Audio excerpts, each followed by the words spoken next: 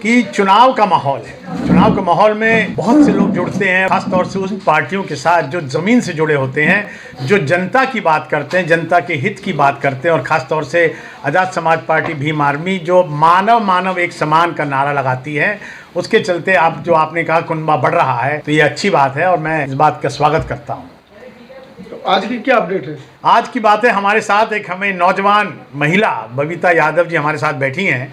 इन्होंने हमारी पार्टी को ज्वाइन किया है और ज्वाइन इस तरह से करा है क्योंकि चुनाव का माहौल है, जैसे आपने कहा, और हम में से पार्टी ने कुछ ऐसे चुनिंदा लोग चुनाव के लिए आज हम सोच रहे हैं कि आगे इन कैंडिडेटों को हम डिक्लेयर करें। हालांकि आज की जो हमारी जो प्रेस वार्ता है उस तरह से कहने की है कि बबीता जी को पार्टी ज्वाइन करा रहे हैं हम, और पार्टी ज्वाइन कराने के बाद हम इनके ऊपर रिस्पॉन्सिबिलिटी इनके ऊपर दे रहे हैं ताकि ये उत्तरी पूर्वी क्षेत्र में एक बहुत कर्मठ कार्य करना चाहती हैं। इस प्रकार हमारे राकेश कसाना साहब हैं, हमारे बीर सिंह जी हैं, अरुण टाक साहब हैं, हमारे और महिला शक्ति हैं यहाँ पर, रवि जी हैं। तो ये सब लोग जो पार्टी के कार्य कर रहे हैं, तो चुनाव की जो गर्मी है, और दिल्ली में 26 मई को चुनाव होगा, तो उसके चलते हम लोग उसकी तैयारी कर रहे हैं। तो आज हमारे साथ एक कर्मठ जुझारू युवा नेता वो हमारे साथ जुड़ी हैं, तो हम इनका स्वागत करने के लिए सब लोग इकट्ठा हुए हैं और मैं बबीता जी का स्वागत करता हूं। राकेश जी आप भी एक स्वागत करें इनका ऐसे। और बबीता जी जिस प्रकार जुझारू काम करती आई हैं, तो उसके लिए मैं इनको पुनः आज़ाद समाज पार्टी में खड़े करते राकेश जी अपना ठीक है।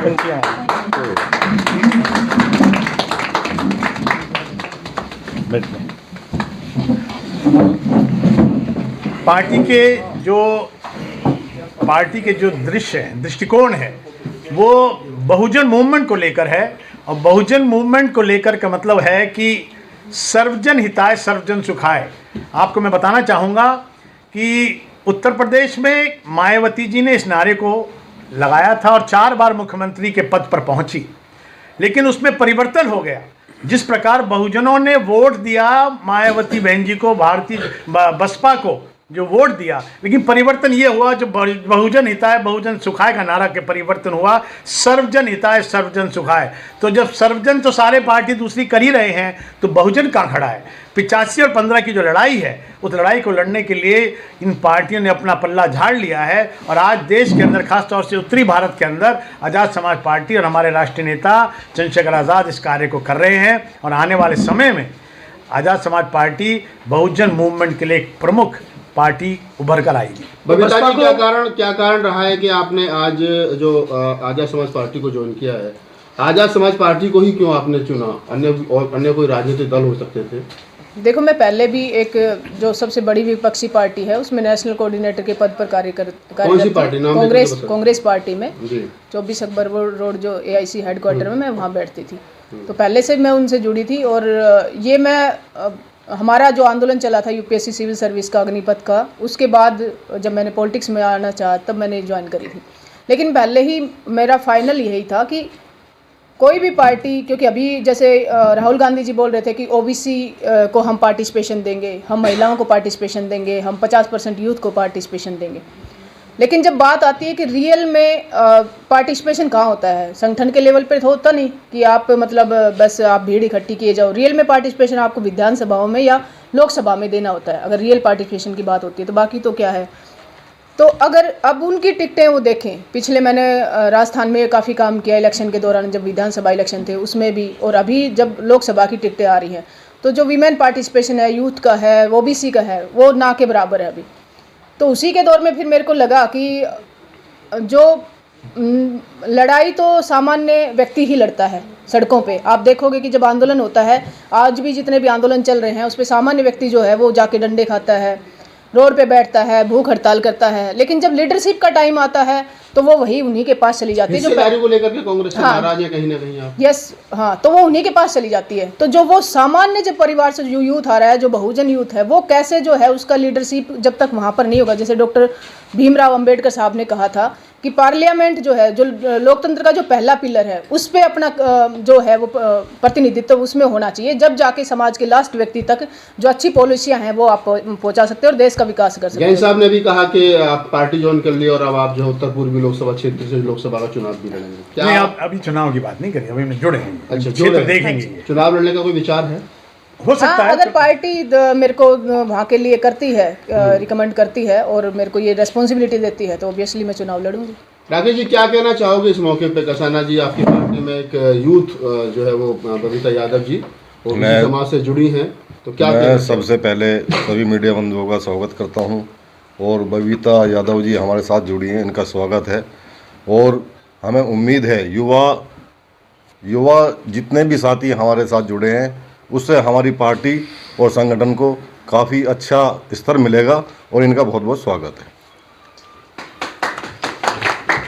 जैन साहब चुनाव लड़ रहे हैं, अभी आपने बहुजन समाज पार्टी का नाम लिया, आपने कहा सर्वजन हिताय सर्वजन सुखाय के नाम पर उन्होंने अपना जो एजेंडा वो चेंज कर दिया, तो इसलिए उनकी हालत जो है वो पहले से बदतर हो गई है। तो आप मुख्य प्रतिद्वंदी अगले चुनाव में बहुजन समाज पार्टी को मानते हैं या किसी दूसरी पार्टी को मानते हैं? किस पार्टी के खिलाफ आप अपने कैंडिडेट को उतारेंगे? देखिए पार्टी जो आज हमारा पार्टी का जो वर्चस्व है वो एक निर्माण हो रहा है। हम आज अपने आप को निर्माण कर रहे हैं, अपनी पार्टी को खड़ा कर रहे हैं, ताकि आने वाले समय में, क्योंकि ये ज़रूरी नहीं है कि आज हम चुनाव लड़ रहे हैं तो हमें जीत हासिल होगी, ये एक बात ध्यान करें, क्योंकि हम जीत की तरफ नहीं जा रहे हैं, लेकिन हम मूवमेंट की तरफ जा रहे हैं। जो मिशन हमारा होता है वो मिशन, जो मैंने बहुजन हिताय बहुजन सुखाय की बात करी, हम उस मिशन को दोबारा पुनः जीवित करना चाहते हैं, जो मिट्टी में दफन हो गया है, ताकि बहुजन जब एक आवाज़ पे इकट्ठा हो गया उत्तर प्रदेश में, मैं समझता हूँ उस नारे से दोबारा आके खड़ा होगा। जहाँ तक किसके सामने खड़े होंगे, जब इलेक्शन होता है आपने देखा होगा बहुत से ऐसे कैंडिडेट इलेक्शन जीत जाते हैं जिनके आप सोच भी नहीं सकते। तो हो सकता है पार्टी के बहुत से कैंडिडेट, हमारे चंद्रशेखर साहब आज नगीना से चुनाव लड़ रहे हैं, वहाँ पर सपा ने हमारे को कहा था कि हमारी पार्टी को कि आप चुनाव लड़िए, हम कोई कैंडिडेट नहीं उतारेंगे, उन्होंने कैंडिडेट उतार दिया और दूसरी पार्टियों ने भी कैंडिडेट उतार दिया। लेकिन मैं समझता हूँ कि जब मूवमेंट चलता है तो बहुत सी, जो क्योंकि हमारा जो SC ST OBC वोट है, माइनॉरिटी वोट है, वो इधर की तरफ शिफ्ट हो रहा है। तो वो दिन दूर नहीं है जब आप सवाल हमसे पूछेंगे कि अरे तुम्हारे सामने कौन खड़ा, क्यों हमारे सामने कोई खड़ा नहीं हो पाएगा। अभी नगीना से मनोज कुमार जज साहब का टिकट फाइनल नहीं हुआ है, सपा से बातें चल रही हैं, फिलहाल आपका मुख्य प्रतिद्वंदी कौन है? हमारा मुख्य प्रतिद्वंदी अगर इस वक्त है तो भाजपा ही है वहाँ, तो अभी तो और तो कोई पार्टी का कैंडिडेट है नहीं। BSP को भी है जैन साहब मैनवाल। मैं अभी कहाँ कैंडिडेट फाइनल हुआ? चंद्रशेखर जी के मुद्दे पर बाद में बात कर लेंगे, फिलहाल हम यही बात कर लेते हैं। तो बबीता जी, कुछ और इस मौके पे आप पार्टी की सक्रिय जो है आपने सदस्यता, प्राथमिक सदस्यता ले ली है, क्या कुछ और कहना चाहोगे? मैं यही कहना चाहूँगी कि ये देश जो है वो संविधान से चलता है, जो डॉक्टर बाबा साहेब भीमराव जो अम्बेडकर हैं उनकी देन है। और अगर आज मैं यहाँ पर बैठी हूँ तो संविधान में दिए गए, जो उनके द्वारा जो राइट्स दिए गए, उन्हीं की वजह से आज मैं बैठी हूँ। तो उन्हीं की जो आइडियोलॉजी है उनको पूरे देश में फैलाना चाहिए।